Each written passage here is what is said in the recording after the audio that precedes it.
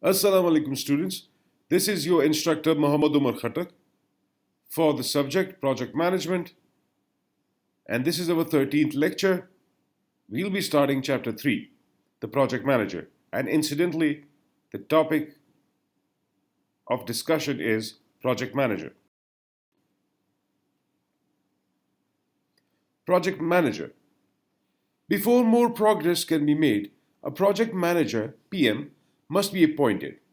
Not only is the appointment of a PM, the project leader, important to initiate any project, but the project manager is probably the major resource input to the project compared to the team, the capital, the materials, and any other inputs.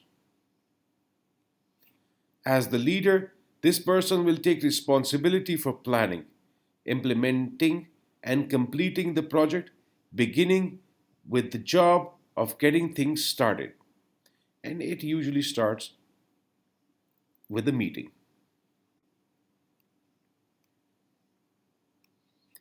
The project manager can be chosen and installed as soon as the project is selected for funding or at any earlier point that seems desirable to senior management. If the PM is appointed prior to the project selection or if the PM originated the project, several of the usual startup tasks are simplified. Project manager is chosen late in the project life cycle, usually to replace another project manager who is leaving project for other work.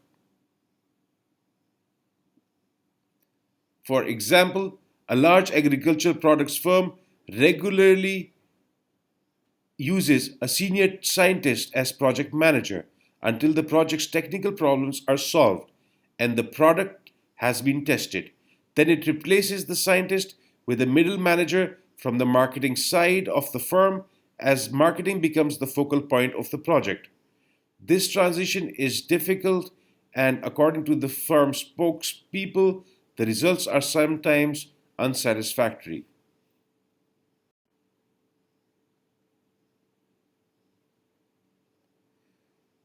Mechanisms are developed to facilitate communication between project manager and top management, the functional areas, and the client.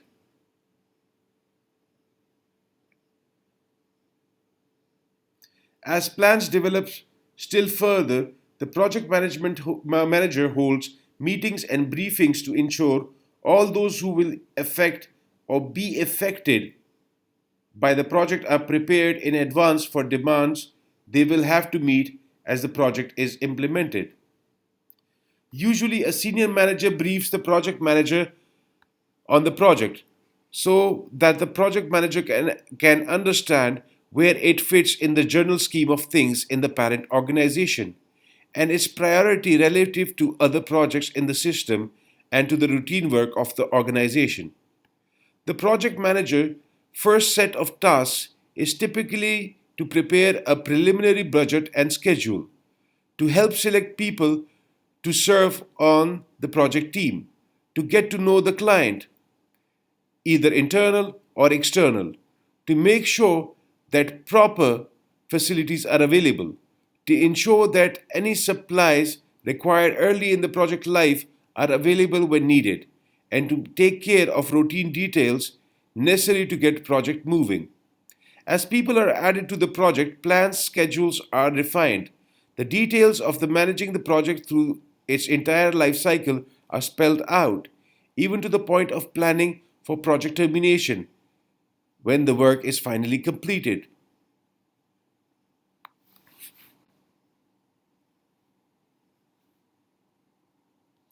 Project management and the project manager. The functional managers versus the project manager.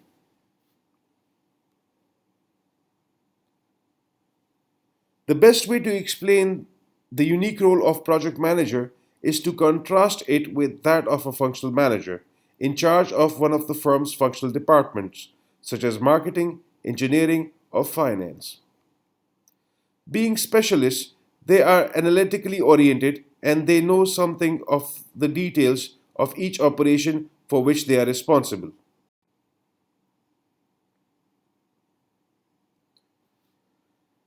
When a technically difficult task is required of their departments, they know how to analyze and attack it. As functional managers, they are administratively responsible for deciding how something will be done, who will do it, and what resources will be devoted to accomplish the task. A project manager generally starts his or her career as a specialist in some field.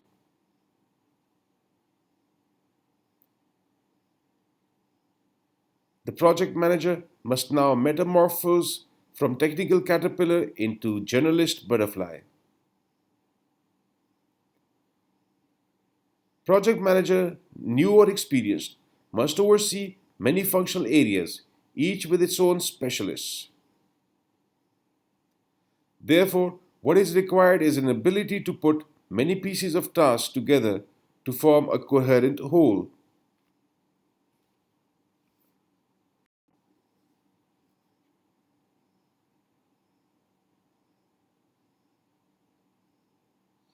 The project manager should be more skilled at synthesis, whereas the functional manager should be more skilled at analysis.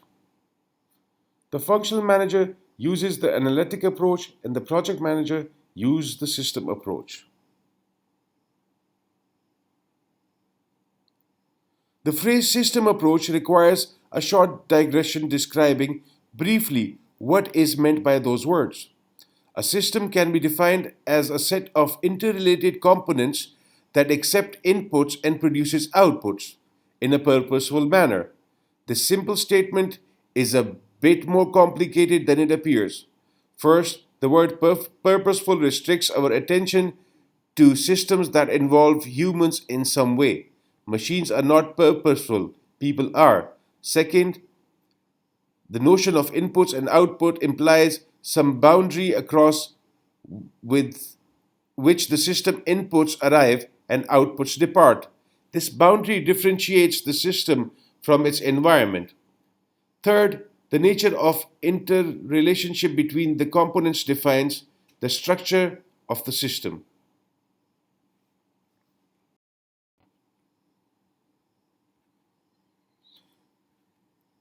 The analytic approach focuses on breaking the components of a system into smaller and smaller elements. We are not saying that this is wrong, it is merely inadequate for understanding a complex system. The system approach maintains that to understand a component, we must understand the system of which the component is a part. And to understand the system, we must understand the environment or larger system of which it is a part. Adoption of the system approach is crucial for project management. One cannot understand and thus cannot manage a project without understanding the organizational program of which the project is a part, and the organization in which the program exists, as well as the environment of the organization. Consider, if you will, the problem of managing a project devoted to the development of software that will create and maintain a database, and to undertake this task without knowing anything about the decision support system in which the database will be used, or the operating systems of the computers that will contain the DSS, or the purposes for which the information in the database will be used, and so forth. Our comparison between the project manager and the functional manager reveals another crucial difference between the two. The functional manager is a direct technical supervisor. The project manager is a facilitator and a generalist. These simple statements, while true, are misleading. Both require specialized technical knowledge. The functional manager's knowledge must be in technology of the process being managed. The project manager should be competent in the science of project management. But that is not sufficient. The project manager must also have technical competence in some aspects of the work being performed on the project. It appears, however, that there is considerable disagreement between researchers on the issue of how much technical knowledge is required. For a review of much of the relevant research on this problem, none of this lessens the importance of the project manager's role as facilitator. In our opinion, there is strong evidence that project manager should be both journalist and facilitator and have a reasonable high level of technical competence in the science of the project. We will revisit this issue later on. Three major questions face the manager in the task of synthesis: what needs to be done, when must it be done, if the project is not to be late, and how are the resources required to do the job to be obtained. In spite of the fact that the project manager is responsible for the project, and depending on how the project is organized, the functional managers will probably make sure of the fundamental and critical project decisions. For example, they usually select the people who will actually do the work required to carry out the project. They may also develop the technological design detailing how the project will be accomplished, and they frequently influence the precise deployment of the project resources. Once again, depending on how the project is organized, the functional managers have little or no direct responsibility for the results.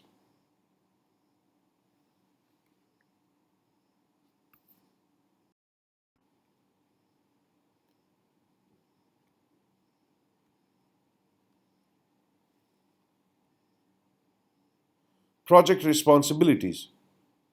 The project manager responsibilities are broad and fall primarily into three separate areas: responsibility to the parent organization, responsibility to the project and the client, and responsibility to the members of the project team. Responsibilities to the firm itself include proper conservation of resources, timely and accurate project communication, and careful competent management of the project.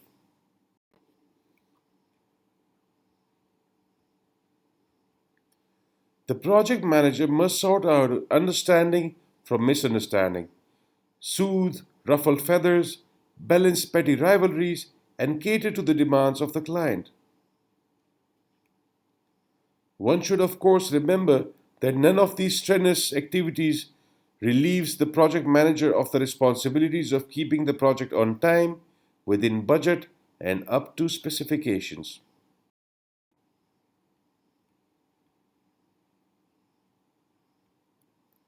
The project manager's responsibility to members of the project team are dictated by the finite nature of the project itself and the specialized nature of the team. Because the project is by definition a temporary entity and must come to an end, the project manager must be concerned with the future of the people who serve on the team.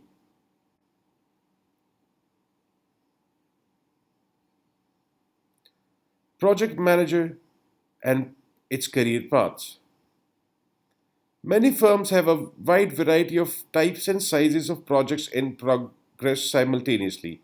Of these, it is typical to find that many are not large enough or sufficiently complex to require a full time manager. Quite a few project managers are in charge of several projects simultaneously.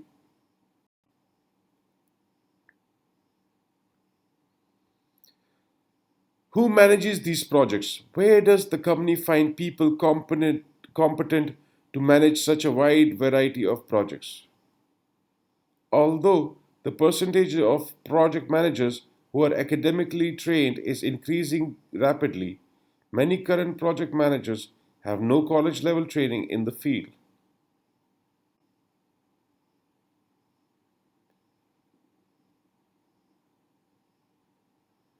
A rapidly growing number of private consulting firms offer instructions in project management as well as programs preparing individuals for the PMI Project Management Institute examination for certification as project management professionals PMPs. The great number of fairly small, short term projects being carried out, when managed by an experienced project manager, serve a purpose beyond the output of the projects themselves.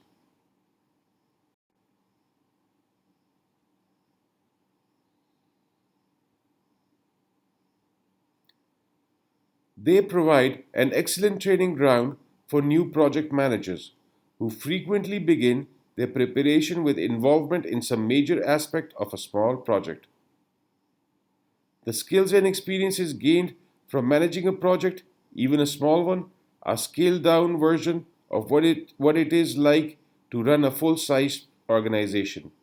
Thus, projects provide an excellent growth environment for future executives and for developing managerial skills.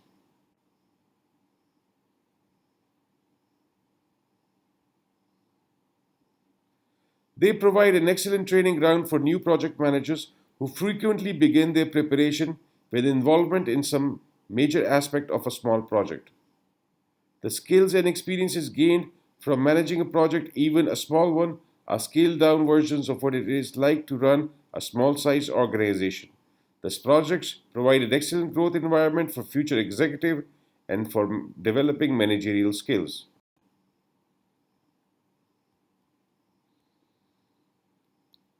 The career path of a project manager often starts with participation in small projects and later in larger projects until the person is given command over small and then larger projects. The actual establishment of multiple career paths to the top of the organization is more talked about than acted on. Wishful thinking aside, with a very few notable exceptions, we know of no specific career paths that can take project managers to CEO positions.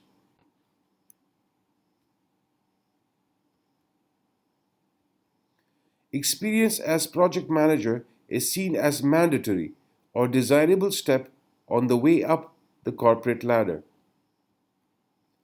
The capability of a project manager to meet the demands of senior management positions is clearly evidenced by the project manager's ability to achieve the project goals without the need of the de jure authority while operating in an environment typified by the uncertainty, if not chaos. This is the end of the lecture. Thank you.